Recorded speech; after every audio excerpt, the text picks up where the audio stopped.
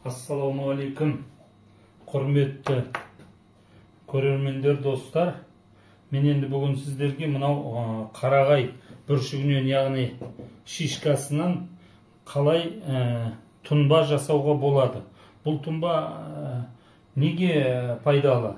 Бұл адамның ми қан тамырларындағы тромбтарды, яғни үйіп қалған қандарды ертіп, қан тазартып, сондай бір жақсы инсульт болған адамдарға мысалы өте жақсы көмектесе алады, пайдасы өте зор. Және олада ауырған адамдармен қатар кәдімгі профилактика ретінде де бұл тұнбаны қолдануға болады. Бұны қалай жасаймыз? Бұл үшін бізге соншалықты көп нәрсенің керек жоқ. Мынау шишканы, мынадай шишканы, жаңа қарағай ағашының шишкасын теріп аламыз да, мен мысалға мына арақты енді жарнамалай-ақ қояйын, былайырақ қояйын. Осындай жарты литр жаңағы спирт болатын болса,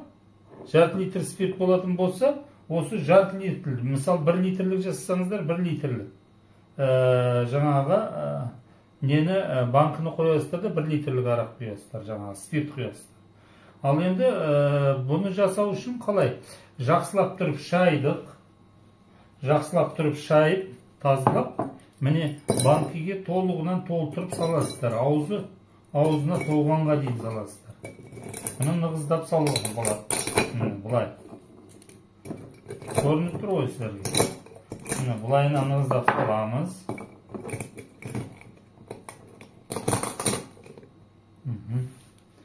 Және осыған міне мынау спиртті толықтырып құямыз, арақты. Жарнамалай қояйын деп отырмын. Аузына толғанша құямыз.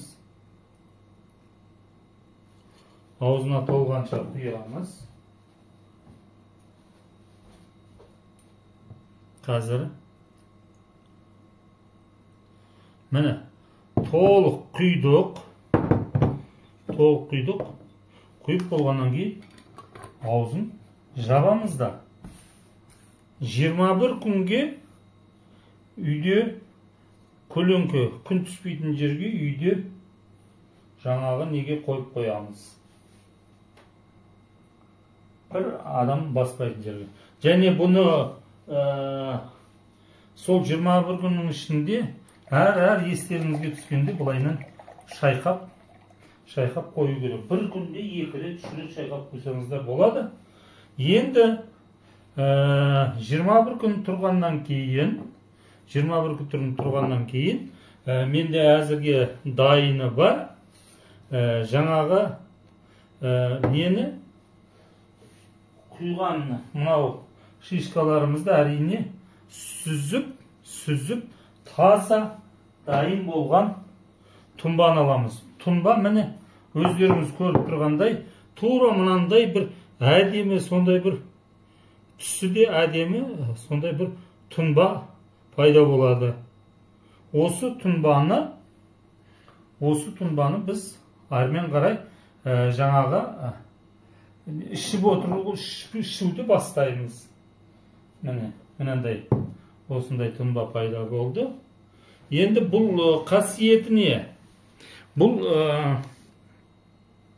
ненің пайдасы? Тұнбаның пайдасы. Бұл тұнбаның пайдасы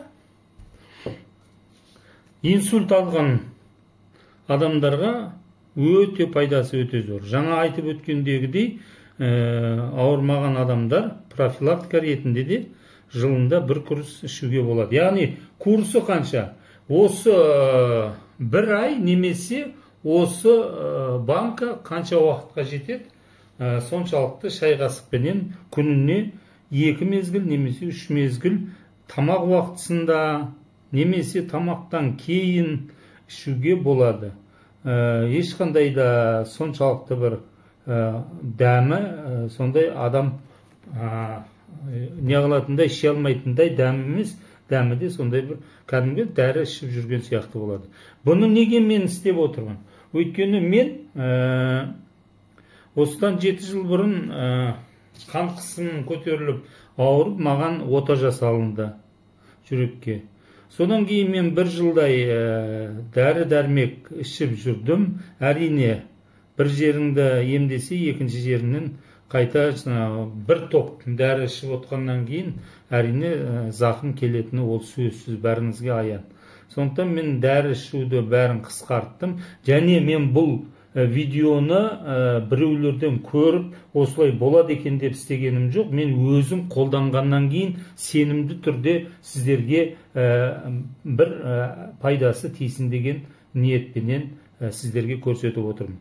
Сондықтан, құрметті достар, бұл шишкаларды қай уақытта жинаған дұрыс болады? Бұл шишкаларды мынау шілде айының аяғы немесе тамыз айының басында жинап алсаңыздар, жинап қойып қойсаңыздар, осы мезгілдің өзі микроэлементтердің бәрін бойына жинайтын кезең. Ал спиртті немесе арақты не үшін қолдандық? Біз ол спирт пен арақты тек қана жаңағы консервілеу үшін ғана біз қолдандық. Сондықтан, достар, бұл тұнбаны жылында 1 рет ішсеңіздер, жаңа айтып өткендей ішсеңіздер, денсаулыққа пайдасы өте зор. Яғни 21, тағы да қайталап айтам, 21 күн тұрады, тұнып тұрады, арасында шайқап қоясыздар. Және бүкіл адам ағзасындағы қан тамырларды, холестериндерді бәрін тазалайды. Ми қан тамырларындағы барлық тромбтарды немесе тағы да бір әсерлері денсаулыққа өте пайдасы зор. Сондықтан мен, достар, сіздерге айтатыным, анам марқұм кезінде айтушы еді, қаралған қарап қалмайды дейді. Дәрі ішіп мен жазылам деген ол әрине білмеймін, әркімнің әртүрлі ойлауы бөлек. Ал менің ойымша, міне 7 жыл болды, Құдайға шүкір, қазір ешқандай дәрі қолданбаймын өзіме. Сіздерге де осы қолданбаса екен деген ниетпенен жібердім.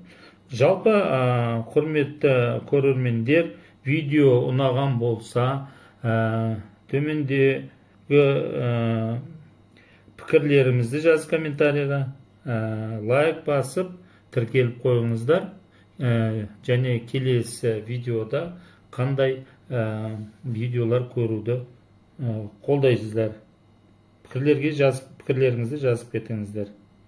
Барлықтарыңызға Алла шипасын берсін.